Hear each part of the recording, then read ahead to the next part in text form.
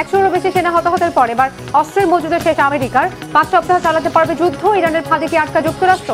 ছাত্র জনতা পুলিশ সংঘর্ষের রণক্ষেত্র দিল্লি, আন্দোলন ছড়িয়েছে ভারত জুড়ে। মোদির আলোচনার প্রস্তাব ফিরিয়ে কি শর্ত দিল ছাত্ররা? কারাগারের চারপাশে কুমির দিয়ে হামাসকে পাহারা ইসরায়েলের। বর্বর নেতানিয়াহুর দেশের এমন কাণ্ডে কি ব্যবস্থা নেবে জাতিসংঘ? ইরানের হামলায় 100-এরও বেশি মার্কিন সেনা হতাহতের পর এবার আরেক বিপর্যয়ের মুখে পড়েছে আমেরিকা। ইরানের বিরুদ্ধে আর মাত্র 4 থেকে 5 সপ্তাহ যুদ্ধ চালাতে পারবে ট্রাম্পের দেশ। অস্ত্রের মজুদ কমে যাওয়ায় আর যুদ্ধ চালাতে পারবে না তারা। এছাড়াও হরমুজের পর এবার বাব আল মান্দো বন্ধ করে দিয়েছে ইরানের মিত্র হুথিরা। ইরানের নির্দেশে লোহিত সাগরে জ্বলে উঠেছে তারা। এমন পরিস্থিতিতে বাড়ছে তেলের দাম। সব মিলে শুধু আমেরিকার পরাজয় নয়, হুমকির মুখে কি বিশ্ব বাণিজ্য? ইরানের হামলায় 100-এরও বেশি মার্কিন সেনা হতাহতের পর এবার শেষ হয়ে আসছে আমেরিকার অস্ত্রের মজুদ। বড়জোর আর 4 থেকে 5 সপ্তাহ ইরানের বিরুদ্ধে যুদ্ধ চালাতে পারবে দেশটি। আরও খারাপ খবর, গেল 43 বছরের মধ্যে এই প্রথম সর্বনিম্ন পর্যায়ে পৌঁছেছে আমেরিকার তেলের মজুদও, যার কারণে ভেঙে পড়তে পারে দেশটির অর্থনীতির চাকা। যুক্তরাষ্ট্রের জ্বালানি মন্ত্রণালয়ের বরাতে এ সংকটের কথা জানিয়েছে একাধিক মার্কিন সংবাদ মাধ্যম। এমনকি যুক্তরাষ্ট্রের নিজস্ব অস্ত্রের মজুদ, বিশেষ করে ড্রোন ও মিসাইলের সংখ্যা নিয়েও প্রশ্ন তৈরি হয়েছে। বিশ্লেষকরা বলছেন, ড্রোন ও মিসাইল সরবরাহ কমে আসার ফলে আগামী দিনগুলোতে যুদ্ধ চালিয়ে নেওয়া ট্রাম্প প্রশাসনের জন্য অত্যন্ত কঠিন হবে। এমনকি অস্ত্রের মজুদ কমে আসার বিষয়টি মার্কিন প্রেসিডেন্ট ডোনাল্ড ট্রাম্পকে জানিয়েছে দেশটির প্রতিরক্ষা মন্ত্রণালয়, পেন্টাগন। বিশ্লেষকরা বলছেন, সামনের সংকট এতটাই গুরুতর হতে পারে যে মার্কিন জনগণের তোপের মুখে নিজের ক্ষমতা টিকিয়ে রাখাই ডোনাল্ড ট্রাম্পের জন্য একটা বড় চ্যালেঞ্জ হবে। বর্তমানে যুক্তরাষ্ট্রের তেলের মজুদ 311 মিলিয়ন ব্যারেলে দাঁড়িয়েছে। দেশটির আইন অনুযায়ী ন্যূনতম 250 মিলিয়ন ব্যারেল তেলের মজুদ বজায় রাখা বাধ্যতামূলক। এ মজুদ আগস্টের মধ্যে ফুরিয়ে এলে মার্কিন প্রেসিডেন্টকে ঝুঁকতে হবে দক্ষিণ আমেরিকার দিকে। বিশ্লেষকরা বলছেন, হরমুজ প্রণালীতে ইরানের অবরোধ এবং যুদ্ধাবস্থায় মধ্যপ্রাচ্যে তেল সংগ্রহ ট্রাম্প প্রশাসনের জন্য চ্যালেঞ্জিং হবে। আর যুদ্ধ শুধু ড্রোন আর মিসাইলের খেলা না, সেখানে অর্থনীতিও সমানভাবে টিকিয়ে রাখতে হয়। ইরানের শর্ত না মেনে হরমুজ প্রণালী পার হওয়ার সময় আবারও বাণিজ্যিক জাহাজ তেহরানের হামলার শিকার হয়েছে। ফলে বুধবার রাতভর ইরানের বিভিন্ন সামরিক ও বেসামরিক স্থাপনায় হামলা চালায় যুক্তরাষ্ট্রের সেন্টকম।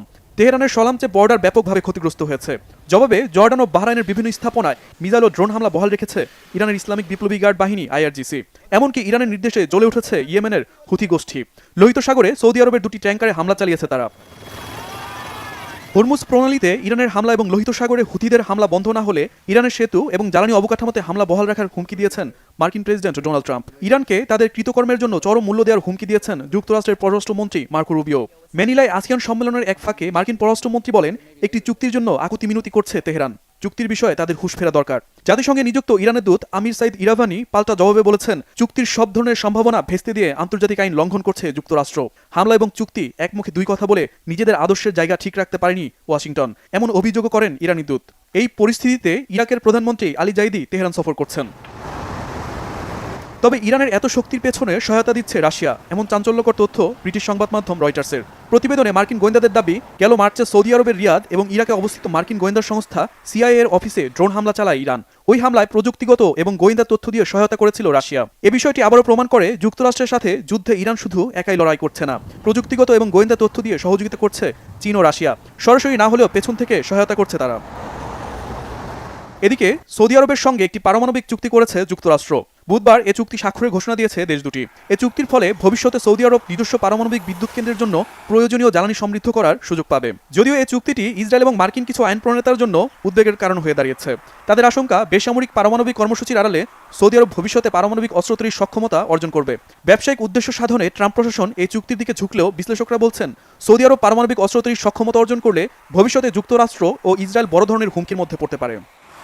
একদিকে যখন ভয়াবহ দাবানলে পুড়ে ছারখার হচ্ছে দক্ষিণ ইউরোপের ফ্রান্স থেকে স্পেন, উত্তর আমেরিকার দেশ কানাডা ও তুরস্ক, তখন পৃথিবীর আরেক দিকে চলছে ভিন্ন রূপের তাণ্ডব। রেকর্ড বৃষ্টিপাত আর আকস্মিক বন্যায় বিপর্যস্ত দক্ষিণ আমেরিকা ও দক্ষিণ এশিয়া।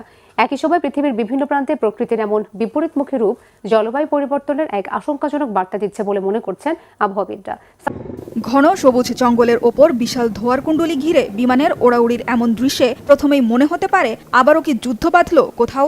শক্তিশালী আগ্নেয়াস্ত্রের আঘাতে কি জ্বলছে পুড়ছে? বিপর্যয়ের হাতছানি কোন দেশে? মানবসৃষ্ট অস্ত্রের বিস্ফোরণ না হলেও একে এক প্রকার যুদ্ধই বলা যেতে পারে। যদিও লড়াইটা কোনো যুদ্ধবাজের বিরুদ্ধে নয়, বরং মহাশক্তিশালী প্রকৃতির বিরুদ্ধে। বনাঞ্চলে আগুনের এমন তাণ্ডব চলছে কোথায়?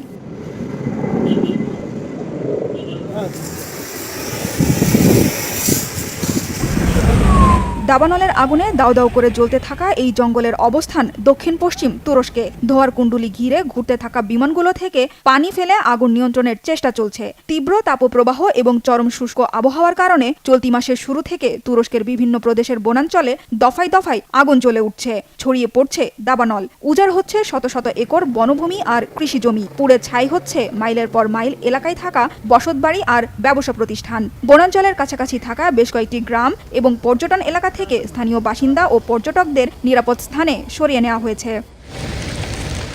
দাবানলের ধোঁয়া আর আগুনের লেলিহান শিখা থেকে বাঁচতে ঘরবাড়ি ছেড়ে নিরাপদ আশ্রয়ে চলে গেছেন ফ্রান্সের বাসিন্দারা। দক্ষিণ ফ্রান্সে প্রখর তাপপ্রবাহে শুকিয়ে যাওয়া হাজার হাজার হেক্টর বন মুহূর্তেই ছাই হয়ে গেছে দাবানলে।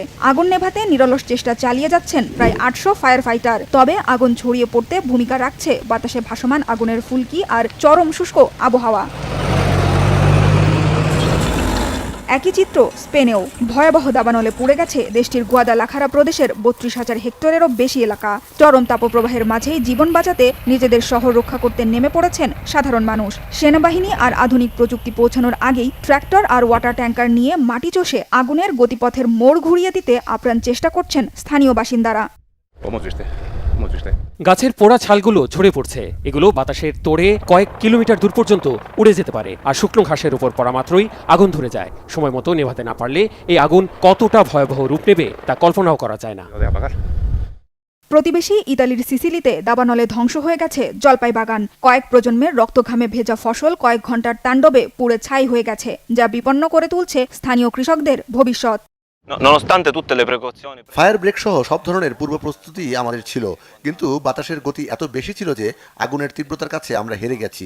প্রায় 8 মিটার চওড়া ফায়ার ব্রেক পার হয়ে আগুন নিমিশেই আমাদের জলপাই বাগানে ছড়িয়ে পড়ে। চোখের সামনে সব ছাই হয়ে গেল, কিন্তু কিছুই রক্ষা করার উপায় ছিল না। উত্তর আমেরিকার দেশ কানাডাও জ্বলছে। দাবানলের ঘন ধোঁয়া কানাডা মার্কিন সীমান্ত এলাকার আকাশ ঢেকে ফেলেছে। বর্তমানে 900টিরও বেশি দাবানল সক্রিয় রয়েছে কানাডায়। 2026 সালের শুরু থেকে সেখানে প্রায় 4000 বার দাবানল জ্বলে ওঠার ঘটনা ঘটেছে, যা 33 লক্ষ হেক্টরেরও বেশি এলাকা পুড়িয়ে দিয়েছে। উত্তর আমেরিকা যখন জ্বলছে তখন ভারী বৃষ্টিতে তোলপাড় দক্ষিণ আমেরিকা। এতে গত 2 দশকের মধ্যে সবচেয়ে ভয়াবহ বন্যা পরিস্থিতির মুখে পড়েছে চিলি। টানা বৃষ্টির কারণে আকস্মিক পাহাড়ি ঢলে তলিয়ে গেছে একের পর এক গ্রাম। সড়ক যোগাযোগ বিচ্ছিন্ন হয়ে আটকা পড়েছেন লক্ষাধিক মানুষ। বাধ্য হয়ে জরুরি অবস্থা জারি করেছে সরকার। বন্যার সাথে লড়ছে দক্ষিণ এশিয়াও। ভারতের আসাম, উত্তর ও উত্তর পূর্বাঞ্চলে প্রবল বর্ষণ, বন্যা ও ভূমিধসে প্রাণহানির সংখ্যা 50 ছাড়িয়েছে। শুধু আসামেই চলতি সপ্তাহে ব্রহ্মপুত্র নদীর পানি বিপদসীমার ওপর দিয়ে প্রবাহিত হয়ে প্রাণ গেছে অন্তত 26 জনের। প্রবল বৃষ্টিতে জম্মু কাশ্মীর, হিমাচল প্রদেশ ও উত্তরাখণ্ডে সৃষ্টি হয়েছে মারাত্মক বিপর্যয়। পাহাড়ি ঢল ও ভূমিধসে বন্ধ হয়ে গেছে জম্মু শ্রীনগর মহাসড়ক। আটকা পড়েছে কয়েকশো পর্যটক। অন্যদিকে জুলাই মাসে রেকর্ড পরিমাণ তুষারপাতে ঢেকে গেছে আর্জেন্টিনার পার্বত্য অঞ্চল। 3 মিটার পর্যন্ত পুরো তুষার জমে স্থবির হয়ে পড়েছে জীবনযাত্রা। আটকা পড়া মানুষদের উদ্ধারে নেমেছে বিশেষ সামরিক যান। আবহাওয়াবিদদের মতে এল নিনোর প্রভাবেই মহাসাগরে অতিরিক্ত উষ্ণতা বায়ুমণ্ডলে এমন অস্বাভাবিক বিপর্যয় সৃষ্টি করেছে। আবহাওয়াবিদদের মতে এল নিনোর প্রভাবেই মহাসাগরের অতিরিক্ত উষ্ণতা বায়ুমণ্ডলে এমন অস্বাভাবিক বিপর্যয় সৃষ্টি করছে। রাশিয়ার গুরুত্বপূর্ণ লজিস্টিক হাব এবং জ্বালানি লক্ষ্যবস্তুতে দূরপাল্লার ড্রোন ও ক্ষেপণাস্ত্র হামলা চালানোর দাবি করেছে ইউক্রেন। ইউক্রেনের খার্কিভ ও জাপোরিজিয়া অঞ্চলে 2টি গুরুত্বপূর্ণ বসতি দখলের দাবি করেছে রাশিয়ার সামরিক বাহিনী। রাশিয়ার প্রতিরক্ষা মন্ত্রণালয় জানিয়েছে তাদের বাহিনী খার্কিভ ও জাপোরিজিয়ার নিয়ন্ত্রণ নেওয়ার পাশাপাশি ইউক্রেনের কয়েকটি সামরিক নৌঘাঁটিতেও ড্রোন হামলা চালিয়েছে। একই সময়ে কৃষ্ণসাগর এবং ক্রিমিয়া অঞ্চলে ইউক্রেনের অন্তত 80টি ড্রোন ধ্বংসের দাবি করেছে রাশিয়া। তবে পাল্টা আঘাত হানারও দাবি করেছেন ইউক্রেনের প্রেসিডেন্ট ভলোদিমির জেলেনস্কি। সামাজিক যোগাযোগ মাধ্যম এক্সে তিনি জানিয়েছেন রাশিয়ার ক্রাসনোদার ও স্ট্যাভরোপোল অঞ্চলে তাদের ড্রোন, পার্টস ও সরঞ্জাম সরবরাহকারী মূল লজিস্টিক সেন্টারে নিখুঁত হামলা চালায় ইউক্রেন। জেলেনস্কি আরও দাবি করেছেন রাশিয়ার একাধিক তেল ডিপোর পাশাপাশি কৃষ্ণসাগর ও আজব সাগরে অবস্থিত রাশিয়ান তেল ট্যাঙ্কার এবং পণ্যবাহী জাহাজেও সফল আঘাত হেনেছে।